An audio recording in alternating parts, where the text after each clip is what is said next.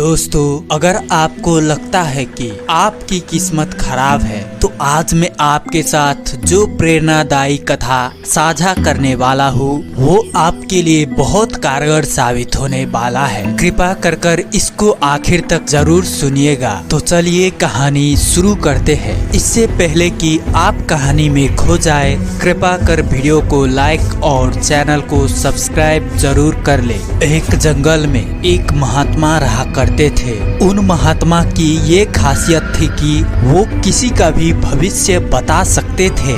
बड़े बड़े राजा उन्हें मानते थे और उनके बताए राह पर चलते थे। उस जंगल के बीचों बीच से एक नदी गुजरती थी और उन महात्मा की कुटिया उस नदी के किनारे पर थी। नदी के दोनों तरफ दो अलग अलग राजाओं के साम्राज्य थे। वो दोनों ही राजा उस महात्मा को बहुत मानते थे। वो दोनों जब भी कोई बड़ा कार्य करते थे तो उन महात्मा से सलाह लेने अवश्य आते थे। एक दिन इन दोनों राजाओं में किसी बात पर कहासुनी हो गई। बात इतनी बढ़ गई कि नौबत युद्ध पर आ गई। युद्ध के तारीख और समय ये दोनों तय कर दिया गया। पर जैसे कि दोनों राजाओं के नियम था कि जब भी कोई बड़ा कार्य करते थे तो वो दोनों उस महात्मा की सलाह जरूर लेते थे। इसलिए पहला राजा उस महात्मा के पास आता है और उनसे पूछता है, महात्मा जी, मैंने पड़ोस के राजा के साथ युद्ध करने का निश्चय किया है, इसलिए यह जानना चाहता हूँ कि युद्ध के परिणाम किसके पक्ष में होगा।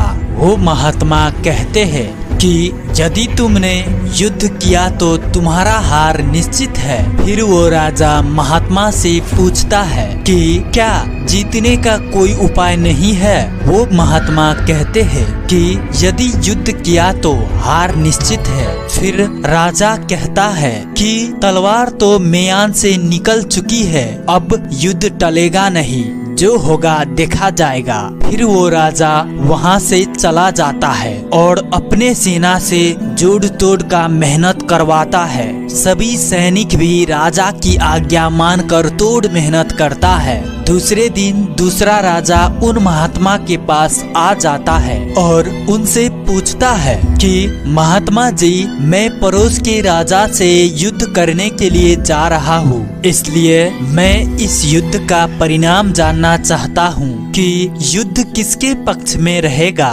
वो महात्मा कहते हैं कि निसंदेह जीत तुम्हारी ही है। वो राजा के पक्ष में तुम्हें हराने के लिए कोई भी उपाय नहीं है। उन महात्मा की बात सुन राजा बहुत ही ज्यादा प्रसन्न हो जाते हैं और सीधा जाकर वो ये खुशखबरी अपनी सेना को सुनाता है कि युद्ध में उनकी जीत पक्की है।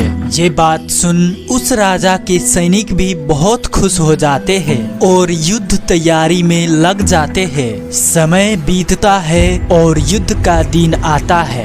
रणभेरिया बजाई जाती है और युद्ध शुरू हो जाता है। दोनों सेनाएं एक दूसरे के साथ भिड़ जाती है और मार काट मच जाती है। देखते ही देखते जिस पहले राजा की हार निश्चित थी वो दूसरे राजा की सेनाओं को ढेर कर देती है और पहला राजा वो युद्ध जीत जाता है जिसे उन महात्मा ने कहा था कि वो युद्ध हारेगा। युद्ध जीतने के बाद पहला राजा उन महात्मा के पास चला जाता है और उनसे पूछता है कि महात्मा जी, आपने कहा था कि मैं तो वो युद्ध हार जाऊंगा, लेकिन मैं ये युद्ध जीत गया। महात्मा जी, आपकी भविष्यवाणी कैसे गलत निकली। फिर वो महात्मा उस राजा से कहते हैं कि मैंने वो कहा था जो तुम्हारे भाग्य में लिखा था, परंतु तुमने अपने कर्म से अपने भाग्य को बदल डाला। तुम्हारी जीत का कारण यह है कि तुमने अपने भाग्य से ज्यादा अपने कर्म को आवश्यक समझा और दूसरी तरफ उस दूसरे राजा ने अपना सब कुछ भाग्य पर छोड़ दिया। उसने कर्म से ज्यादा भाग्य को आवश्यक समझा और पूरे समय निश्चितता से भरा रहा। जिसके कारण आज तुम विजयी हो और वो तुम्हारा बंधक है। दोस्तों, यह बात सच है कि सब कुछ हमारे हाथ में नहीं होता है, लेकिन ये बात भी 100% सच है कि बहुत कुछ हमारे हाथ में ही होता है, लेकिन हम उसे भी भाग्य के भरोसे छोड़ के जीवन भर रोना ही चुनते हैं। दोस्तों, लोग जानते हैं कि स्वस्थ कैसे रहा जा सकता है, लेकिन समय ना होने का बहाना बनाकर वो अपने अंदर बीमारियां पालते रहते हैं और जब कोई गंभीर बीमारी हो जाती है तो वो लोग अपने भाग्य को दोष देना शुरू कर देते हैं। दोस्तों, अगर आज हम किसी समस्या में हैं, तो वो सिर्फ हमारे पुराने गलत कर्मों के कारण है और कल अगर हम इस समस्या से निकलते हैं तो वो सिर्फ आज के किए गए अच्छे कर्म के कारण ही निकलेंगे।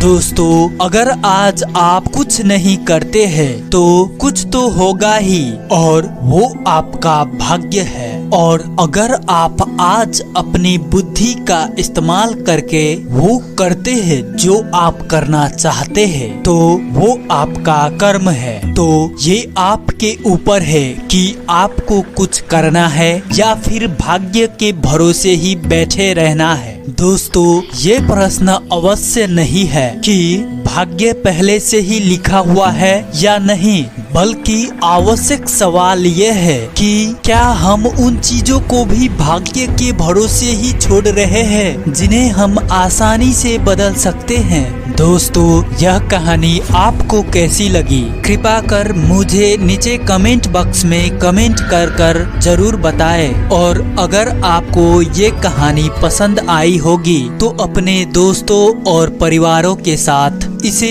अवश्य साझा कीजिए ताकि और लोगों को भी जीवन में आगे बढ़ने की प्रेरणा मिल सके।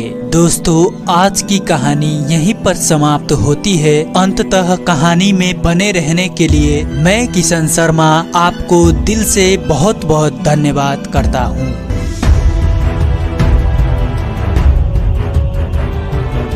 सभी कहानियाँ देखने के लिए कृपया हमारे चैनल को लाइक, शेयर और सब्सक्राइब जरूर करें।